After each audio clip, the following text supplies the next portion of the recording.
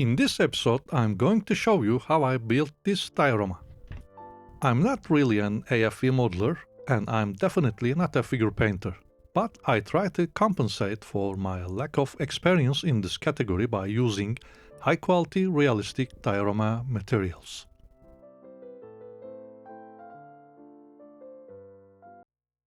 Let's start with the groundwork. This is something I'm fairly familiar with, so I'm using simple, inexpensive materials to get it done.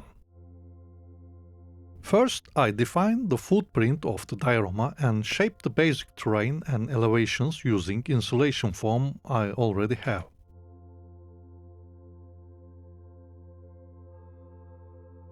This black strip represents the road, and I'm building up elevation around it to add some dimensions to the scene.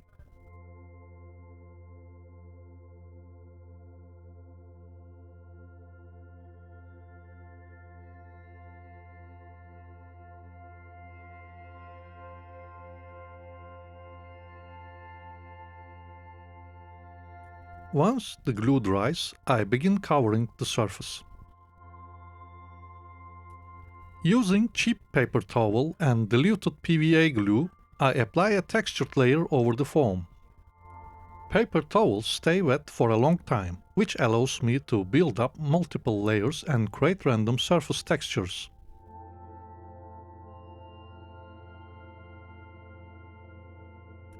While it's still wet, I sift plaster over the top. As you can see, the plaster immediately absorbs the watery glue. If you leave it like this, it will crack while drying, so I level the surface with a scrap piece of foam, pressing in the loose areas. I let it dry for a couple of days, just to avoid unpleasant surprises later. Next, I glue balsa wood strips along the edge to give the base a clean raised border.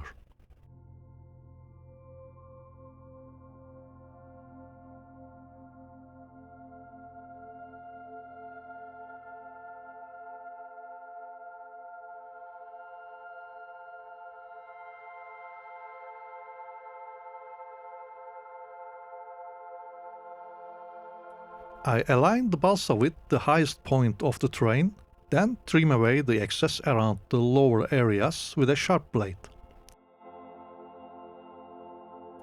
Instead of chasing a perfectly clean edge, I fill any remaining gaps with this cheap filler. It dries completely in a few hours and also bonds well.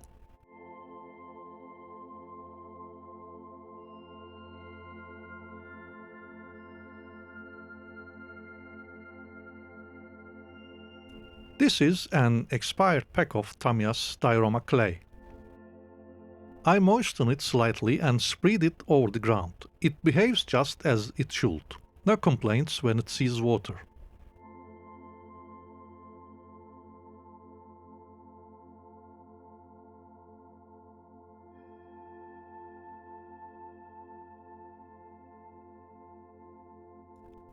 To soften the texture, I wet the surface thoroughly and create various wheels and track impressions along the road.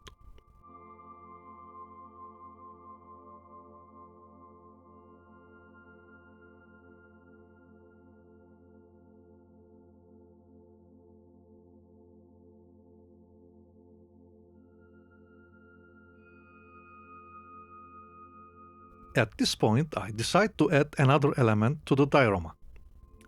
No, this isn't a bento box. It's a nicely packaged Dragon Flag 38 kit. No, I'm not showing you the build here. I already have a video covering all the techniques I used on that small model, so check it out if you are curious. The groundwork is now completely dry, so I continue with a grey primer coat. Tamiya earth goes wonderfully over the grey primer. The uneven coverage lets some grey peek through and creates a nice tonal variation. Despite my efforts, the Tamiya clay cracked after drying, but with the materials I have, I fix it easily. And Honestly, this accident adds even more detail and character to the scene, so it turned out great.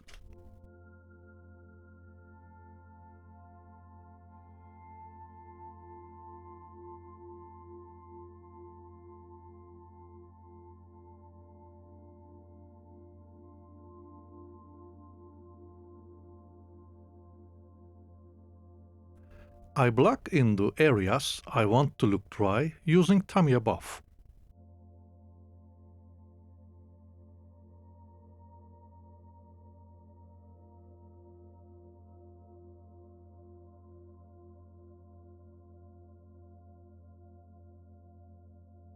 Then I blend all the tones together with Tamiya Earth.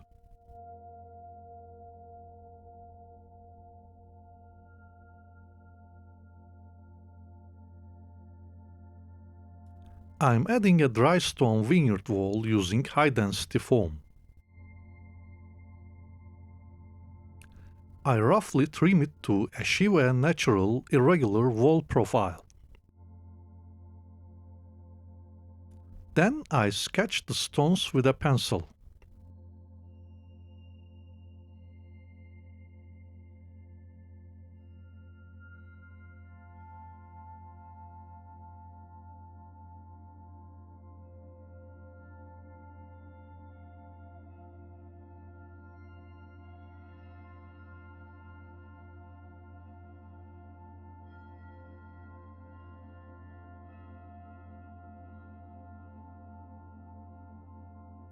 Using ball-ended sculpting tools, I deform the foam and give it a more realistic texture.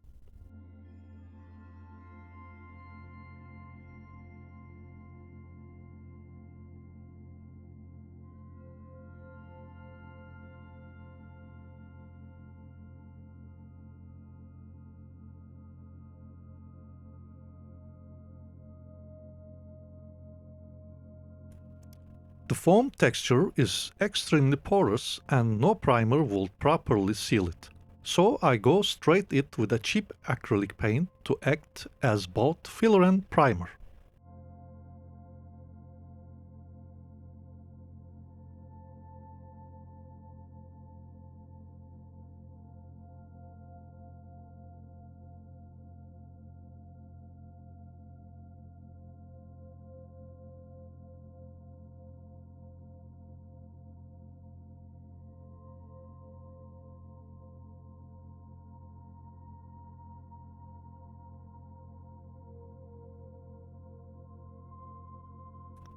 I paint the stones in random natural tones. Yes, they look overly bright and artificial at first, but that's fine. A grey filler will tone everything down nicely.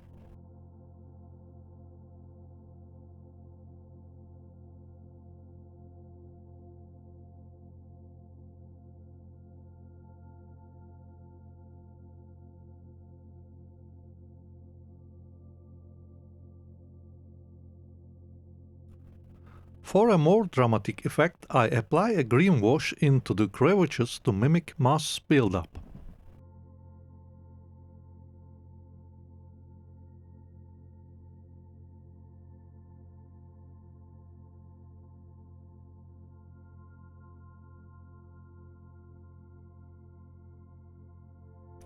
Then I add some weathering using my lifesaver, sepia wash.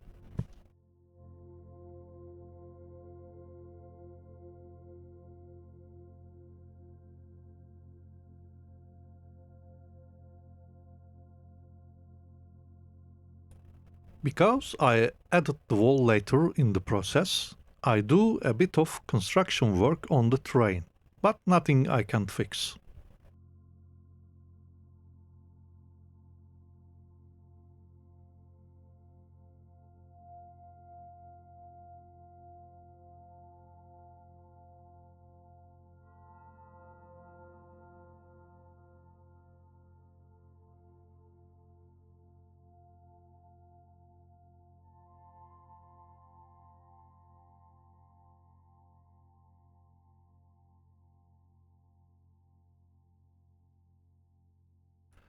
Since I will be using dense vegetation, I don't want bare earth showing through. So I apply static grass to all the areas where plants will go.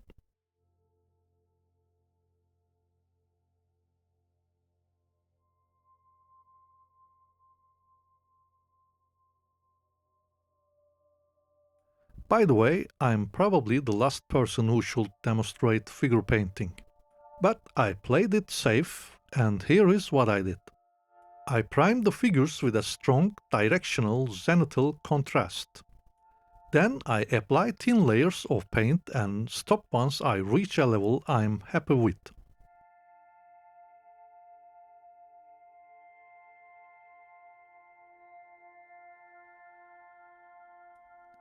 Back to the diorama. These are the diorama materials I mentioned earlier, products I bought from Diorama Presepe.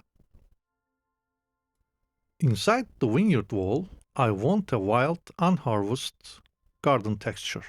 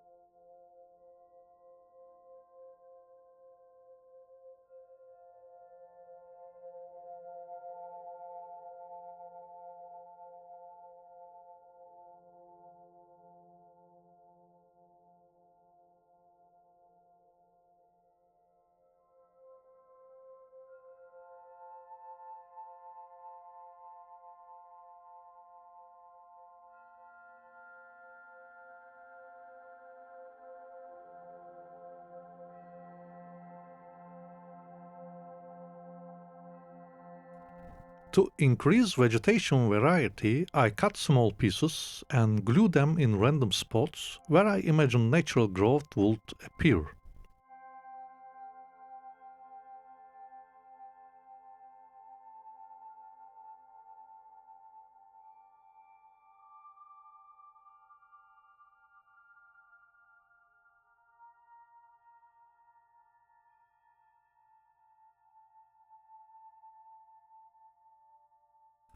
The archer is, after all, a tank hunter. It needs a good ambush position. Behind these trees seems like a perfect spot.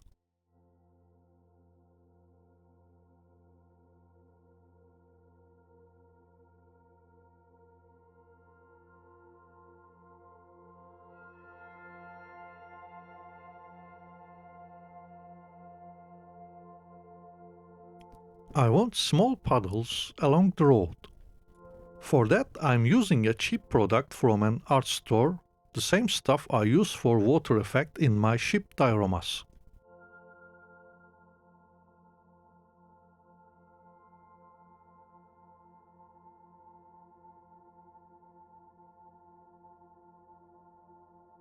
And again my lifesaver, sepia wash. I apply it afterward because I want layered water, a slightly clearer top with a muddier bottom. And it works.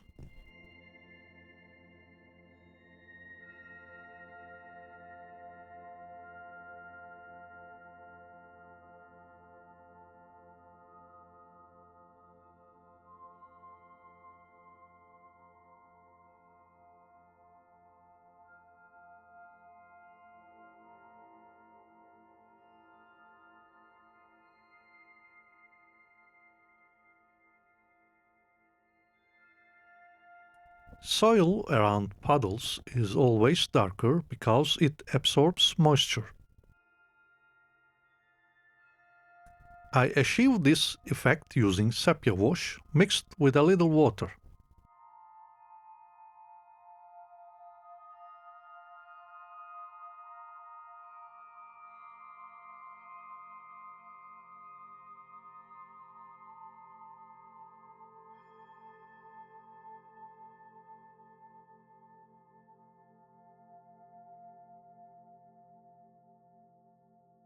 These two paints aren't cheap, but they are some of the best you can get. This is cheap concrete filler plus water, and this is the mud mixture I made with them. I thin it slightly and apply it onto the vehicles.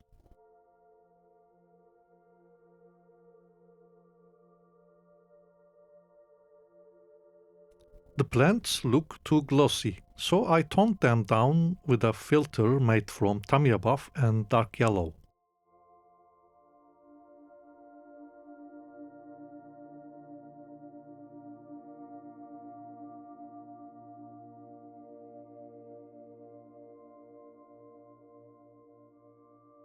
It adds extra depth to the scene. Beautiful. The archer has moved into position, crushing some of the vegetation behind it, so I add those details.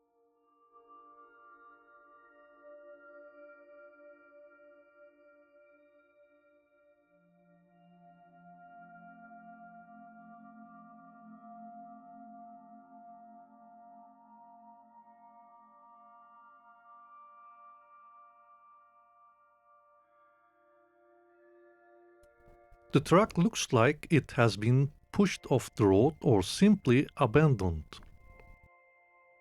The road was muddy at the time, so I applied my mud mixture to represent that.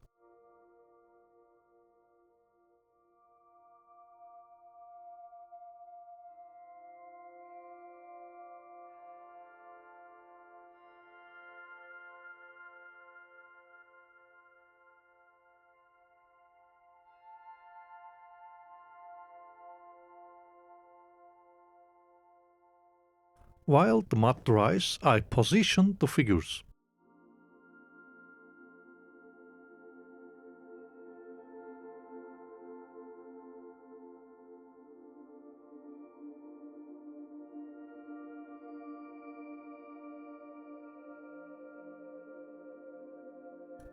I scattered the remaining equipment to look like it has been checked and thrown aside.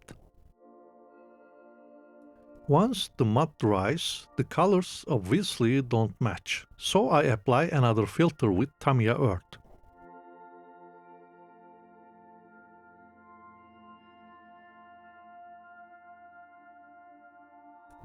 To restore a wet finish and add a few remaining puddles, I use the same varnish as before.